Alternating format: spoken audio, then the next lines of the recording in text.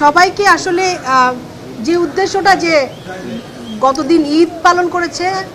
সমগ্র দেশবাসী, কিন্তু আমাদের জন্য গত দেড় যুগের যে যুদ্ধটা ছিল সেই যুদ্ধটায় যখন আমরা রাস্তায় দাঁড়াতাম এই পরিবারগুলো আমরা একসাথে সবগুলা পরিবার সাহস করে এবং হাজারো ল এনফোর্সমেন্ট এজেন্সির ভয়ের মুখে দাঁড়িয়ে ছোট বাচ্চা যারা 1.5 বছর 2 বছর ছিল,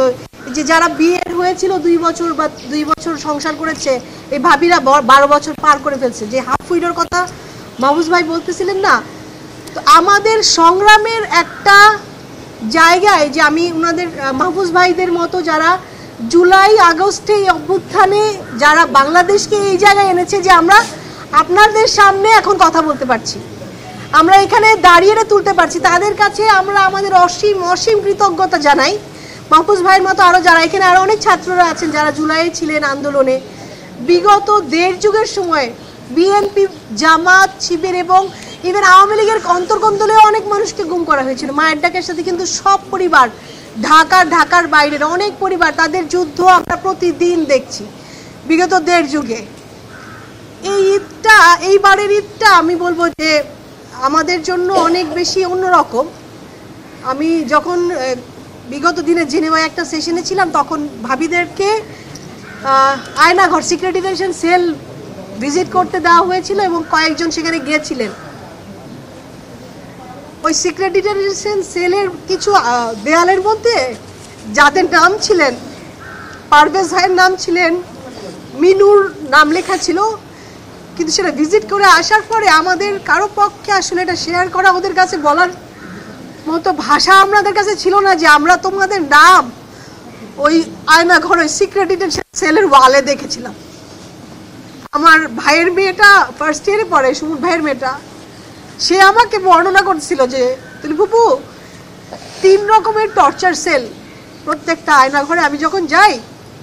ওই 2 ফিট বাই 2.5 ফিট যেই সেলগুলো আমি দেখেছিলাম না, ওই আন্ডারগ্রাউন্ড সেলে যেখানে ব্যারিস্টার আরমান ভাইদেরকে রাখা হয়েছিল, তো আমার ভাই মেয়েকে ধরে আরমান ভাই বর্ণনা করতেছিলেন যে উপরের যে সেলগুলা সেগুলাতে থাকলে হয়তো কিছুটা সময় দম নিয়ে সহ্য করা যায়, কিন্তু রায়তা যখন বর্ণনা করতেছিল যে নিচের যে আন্ডারগ্রাউন্ড সেলগুলা 2 ফিট বাই 2.5 ফিটের, ওইখানে আসলে শ্বাস নিয়ে ওই অবস্থায়, ওই বদ্ধ অবস্থায় কতক্ষণ আর থাকা যায়, এই বাচ্চাটাকে আমি আসলে উত্তর দিতে পারি নাই যে গুম কমিশন যে তথ্যগুলো এখনো সামনে আনতেছে এবং তারা যে প্রক্রিয়া চালিয়ে যাচ্ছে ইনভেস্টিগেশনের, আমরা আমাদের তরফ থেকে চাবো যে আমাদের এই প্রক্রিয়াটা আরো রেট্রো স্পিডে যাক, যে আশাটা আমরা এই ইন্টারিম গভর্নমেন্টের কাছে করি। আমরা এখনো পর্যন্ত 12 বছরও বলেছি, এখনো বলেছি যে সন্ধানটা আমরা চাই। আমার ভাইয়ের মতো আমার যেই ভাইরা, হাজারো ভাই যারা বাংলাদেশের যেই পরিবারগুলো ওই পারে অপেক্ষা করে আছে এখনো প্রতিদিন গুনি, যে 700-800 আয়নাঘর বা সিক্রেট ডিটেনশন সেলের কথা বলা হয়, সেই 700-800 সেলে তাদেরকে কি অবস্থায় রাখা হয়েছিল, এই ভয়ঙ্কর রকম এই সেলগুলোর মধ্যে যে টর্চার করা হয়েছিল, সেই টর্চারের পরে তাদের কি অবস্থা হয়েছিল আইডেন্টিফাই করা, এবং প্রশাসনের যারাই হোক না কেন, এটা ডিজিএফআই হোক, র্যাব হোক, পুলিশ হোক, যে আইন প্রয়োগকারী সংস্থার যারাই সংশ্লিষ্ট ছিল না কেন, তাদের প্রত্যেককে বিচারের আওতায় আনা হোক, ওই নামগুলো আসুক এবং তাদের ভিত্তিতে যেন আমাদের সামনে সত্যটা আসে। প্রত্যেকটা পরিবারের অধিকার আছে এটা জানার যে আমার ভাইয়ের সাথে, আমাদের ভাইদের সাথে, প্রত্যেকের সাথে যাদের নাম দেয়ালে দেয়ালে লেখা, যাদেরকে ওই আয়নাঘরের মতো বন্দিশালাগুলোতে টর্চার করা হয়েছে, তাদের সাথে কি করা হয়েছে, পরবর্তীতে তাদেরকে কি কোথায় নিয়ে যাওয়া হয়েছে। আমরা শুনতে চাই না যে অনেকজন মানুষকে বুড়িগঙ্গায় না শীতলক্ষায় ভাসিয়ে দেওয়া হয়েছে, আমরা শুনতে চাই তাদেরকে কারা টর্চার করেছে, তাদেরকে সিক্রেট ডিটেনশন সেলে কোন গ্রুপ টর্চার করেছে, তাদের সাথে তাদেরকে যদি জীবিত রাখা না হয় তাদেরকে কারা মেরেছে, কাদের সাহসে, কাদের ইন্ধনে, শেখ হাসিনার নির্দেশে কোন বাহিনীর কারা আমার ভাইদের মতো হাজারো ভাই যারা বাংলাদেশে ছিল তাদের সাথে কি করা হয়েছে। যদি শীতলক্ষা বুড়িগঙ্গার কথা বলা হয়, সেই পানিকে ছেকে কেন এখনো দেখা হচ্ছে না কত হাজার হাজার ভাইদেরকে হয়তো সেখানে ফেলে দেওয়া হয়েছিল। আমরা যতক্ষণ পর্যন্ত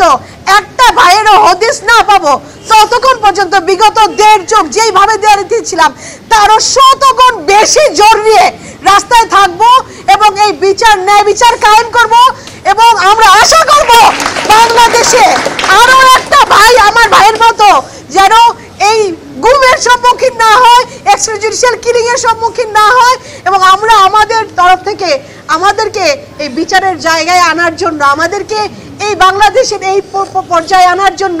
আমাদের জুলাইয়ের যে ছাত্র, যেই জনতা, যেই ভাইরা, যে শ্রমিক ভাইরা, মাদ্রাসা ছাত্ররা, মাহফুজ ভাইদের নেতৃত্বে যারা আমাদেরকে এই জায়গায় এনেছেন,